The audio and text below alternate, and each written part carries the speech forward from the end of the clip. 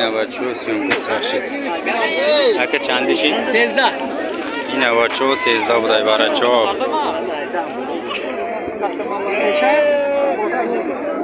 او چند سو شید؟ 1200 بزرگ چند کسه؟ گرفت که اکه بوز چند شید؟ تکه ها؟ اکه چه 900 سون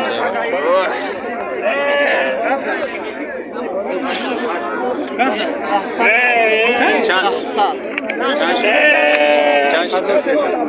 1300 بوده باشه اکه چه 1300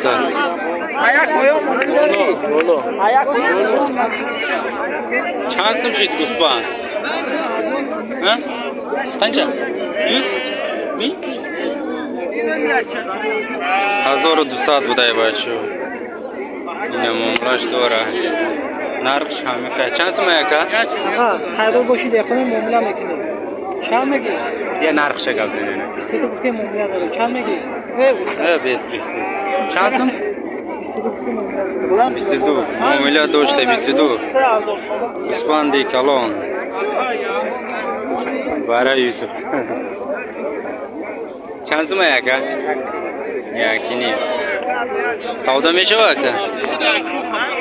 میشه وقت اینا بچه ها یکی نیم هر خیلی چند سوم یکه؟ اینه یکی نیم معامله داره؟ چند میگه؟ نه برای یوتیوب ده معامله داره؟ معامله داشته چند شید اکه؟ بوز چند؟ 17 اینا بوزی کلان 17 بوده بوزی کلان این بغض بوده اکت آزور ساسا کلان 1300 بوده بچه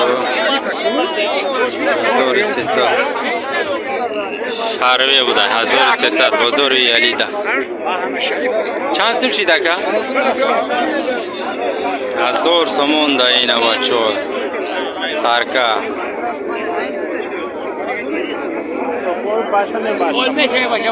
چند سیم شید؟ حالی انا قوت پتقه برا بگه قنچه بولده؟ بالاسه بله؟ بچهش قصدی 1700 بوده بچه اینه بچهش اینه 1700 بچهش قدی نو زوی درگیه اینه بچه